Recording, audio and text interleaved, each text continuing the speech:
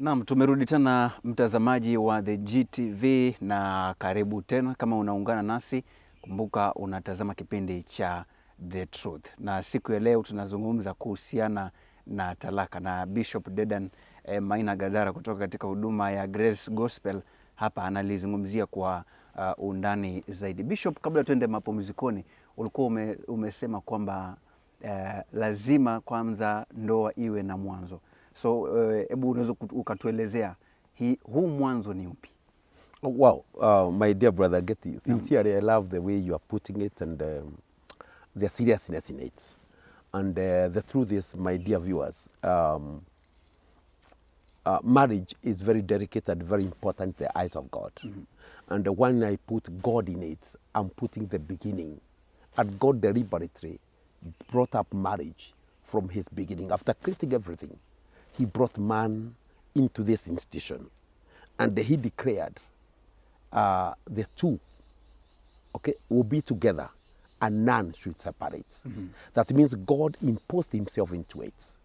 And when there's any breakup into it, we need to look into how did that beginning start. Yes, one could be in the church, they could be in a faith-established organizations, and where they took the steps of a marriage. But I must bring this one to us, that when this marriage institution is brought up with any footage of hypocrisy, of lies, of not truth in it, and I'm speaking this with a lot of humility, this is a program of the truth. And the truth is God himself. Jesus have said, he is the truth, the way and life. And when we speak about marriage, we are sincerely looking at the institution which is brought up from the foundations of the truth, from the foundation of life, because it creates life and the continuity of family. It is also speaking about the way. So the way is that the process of making sure that this marriage, this unit of marriage which has taken off, it will grow, mature, and bring generations. Because it is from the family front that we produce generations. So any breakage of any marriage, it not only affects the two, it affects the continuity of this marriage. So therefore, marriage is not just the two colliding.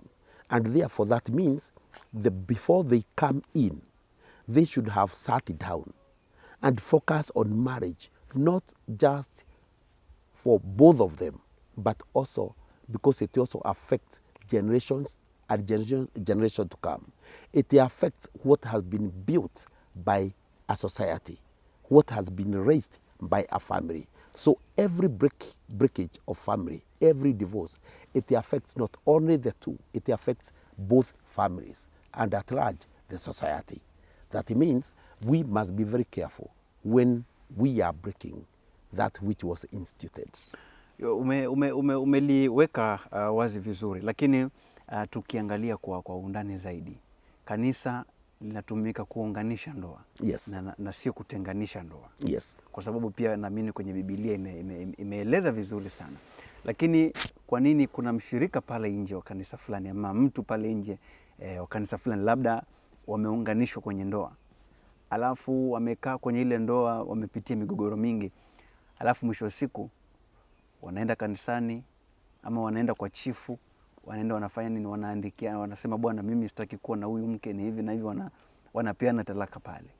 Lakini tena kwa upande mwingine unakuja unaona tena huyu mtu ameoa na yule mwanamke naye amefanya nini? Ameolewa. Je, hii nayo inakuwaje? Yeah, Mr. Getty, in every society we must have rotten eggs. I'm saying rotten. Because from the beginning it was not like so. The foundations of marriage are always very firm and with a very solid foundations. And that's why I'm emphasizing that before two agrees to stay together, they must have evaluated themselves very well.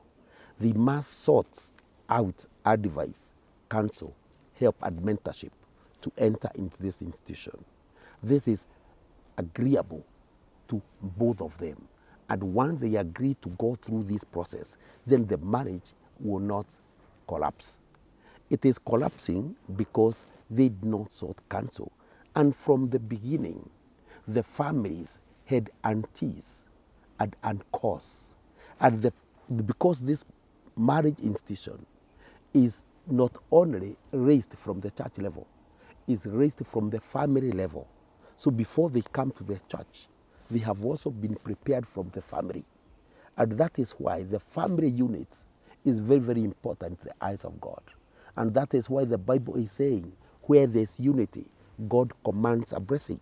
So these blessings is not only the physical blessings, the prosperity gospel, the family blessings is where these two, the children will grow, they'll marry, they'll prosper, they'll increase, and they will occupy.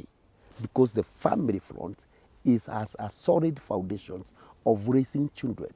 And the raising of children is not only of the father and the mother, it is of that family unit where the auntie is involved, the uncles are involved, the niece and the nephews are ready to listen, because the foundation is solid, kept in the faith of Christianity.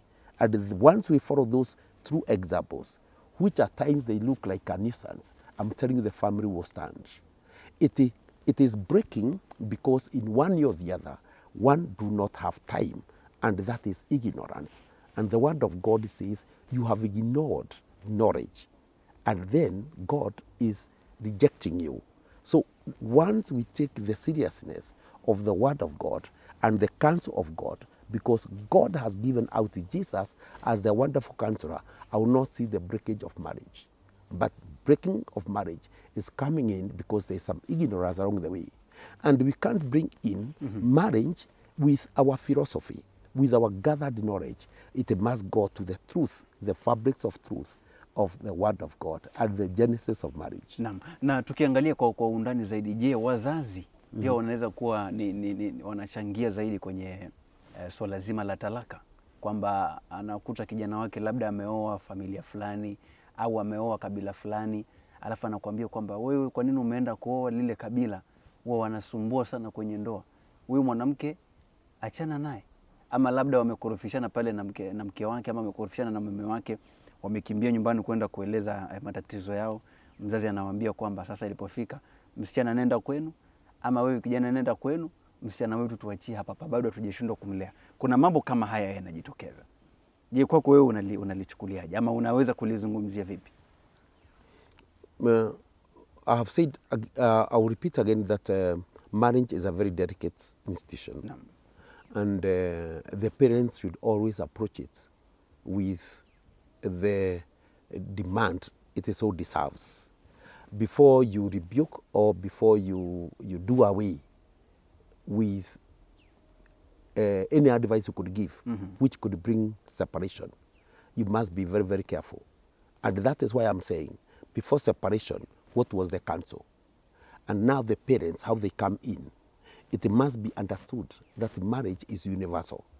And marriage, gliding into marriage, is not a tribe, it's not a color, it's not a race. It's two agreeing to stay together. And this agreeing is a process. How have you agreed? Have you agreed because of the money of this world, the prosperity we see from either party? Or is it because it has come from the inner person? Because the inner person is the one connecting with this other person. It is not the outer person. So the parents agreeing divorce must have taken time, because a parent should not be only wake up in the morning and say, we mama, we msichana kwenda kwenu, we kijana rudi pande hii. No, it is not throwing hands. It is reasoning and giving it a deeper thoughts. But wazazi tumeona wakiwa wanasema kwamba wachana na msichana huo yule msichana na baadaye tena tunaona maisha ya yule kijana ama ya yule msichana yanakuja yanakuwa mazuri. Wengine wanaanza kusema kwamba labda ilikuwa sio fungu lako, ama ilikuwa it was not your luck. This is happening, truly is happening. But I would say, looking at it deeper, ndio mzazi aseme we fanya hivi fanya vile. Ni mzuri uangalie tena wale wazazi wameunda ile familia kivipi, kwa vile muundo ndio inategemea kama ile familia au ile watoto wataishi katika ile ndoa. Muundo iko muhimu sana, na nikiangalia hata hapo awali from the foundations of marriage, from the Greek, from Romans and Hebrews, it was emphasized so much before marriage comes in.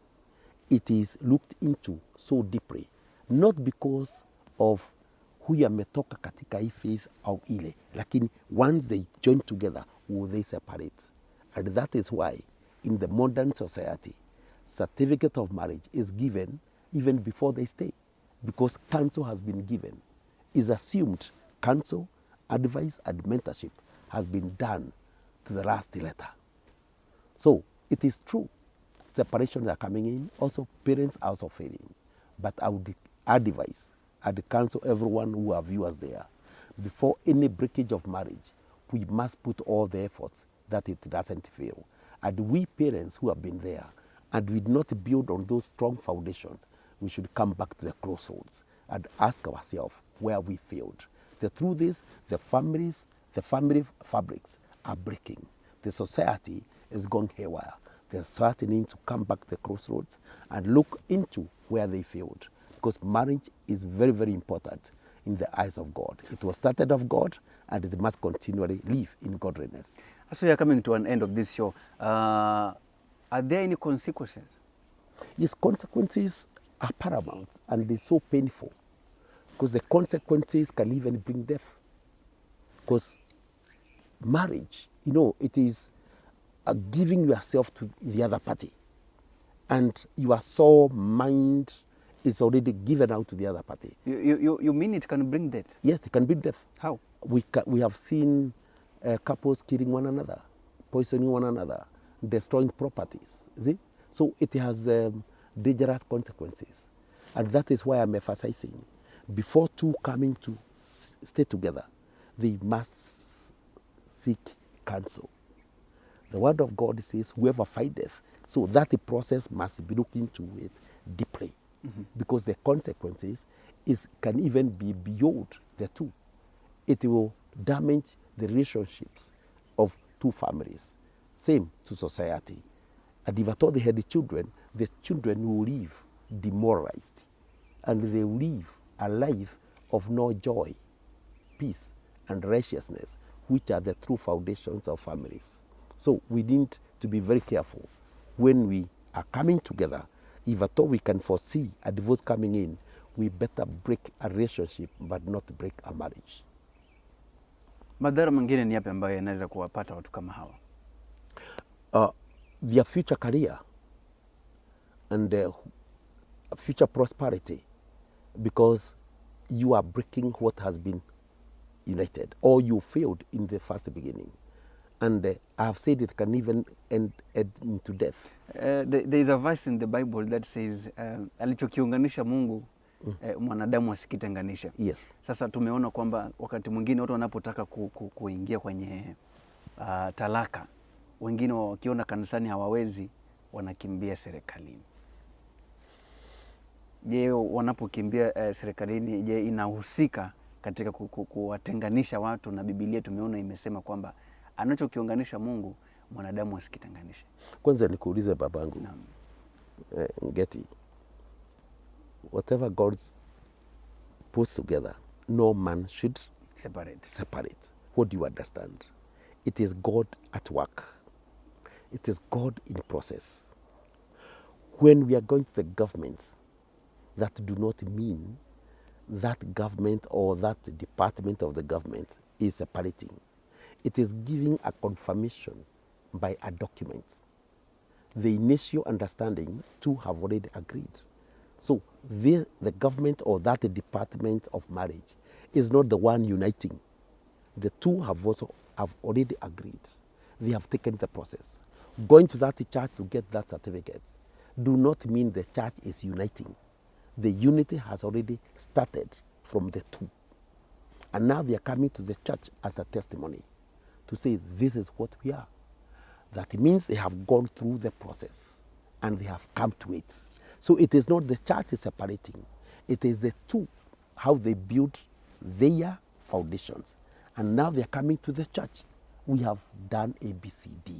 And the church will ask them, have you done this? Have you gone through this process? Yes, because these two are mature. They are adults. They are above 18. They can make decisions. So when they come to divorce, you can't say it is my mother, it is my father. It is you, because marriage is understood. It is two adult human beings, especially human beings, and I mean male and female. They have agreed to stay together. These are mature people, and they are mature people of making a choice, and a positive choice to one's an institution which can only be separated by death. Nikushukuru sana wewe ambaye bado unaendelea kututazama kwa muda huu. Kumbuka kipindi hewani ni The Truth, na nipo na Bishop Dedan Maina Gadhara ambaye anatoka katika huduma ya Grace Gospel iliyopo katika mji wa Mwea hapa. Na kumbuka hii ni GTV, endelea kututazama, lakini endapo una ushauri, maoni au lolote lile ungependa kulifahamu, basi usite kutafuta katika mitandao yetu ya kijamii, Facebook, Twitter na YouTube, na pia Instagram. Tunapatikana kwa jina la The GTV mtazamaji. Mimi naitwa Joseph Ngeti, lakini Bishop, wakati huu tunapohitimisha, je, unawaambiaje wale ambao wanatutazama kwa muda huu kuhusiana na swala zima la talaka? Na mimi tumeliweka kwa upana kidogo, lakini maneno ya mwisho unayowaambia wale ambao wanatutazama, labda ni wanandoa au kuna mtu anatutazama lakini pengine aliachana tayari na mwenza wake, je, una lipi la kumwambia la mwisho? Yeah, I would encourage everyone, all my viewers, if at all you are going through the process or the direction of divorce, don't fear or don't hesitate. Make sure that you reach a marriage counselor. You can as well reach us. My telephone numbers are there on the screen, 0722-230-523. You can as well reach us on our emails and our mails. All directions of reaching us is right there. However, I would encourage you to build on your marriage and build it strong. You could be passing through turbulent waters, but I must confirm unto you, the marriage covenant is so powerful. Once you hold on it, even when you are going through deep waters, God will come and stand with you, because God is out to see success in marriage. So I welcome all of us. You can always call on me. You can reach us through the GTV and also our church. We are there to help you and even to pray together with you, because marriage without prayer is also so difficult. We need to put the altar of prayer, the altar of reading the word of God in our marriage table. So therefore, God bless you and God honor you, and thanks so much for watching on us. Until next time, thanks so much for giving me opportunity even to share on this wonderful platform. Karibu tena Bishop katika kipindi kijacho, na nikushukuru sana wewe ambaye umekuwa ukitazama kwa muda huo wote. Endelea kuitazama runinga yako ya The GTV. Amen.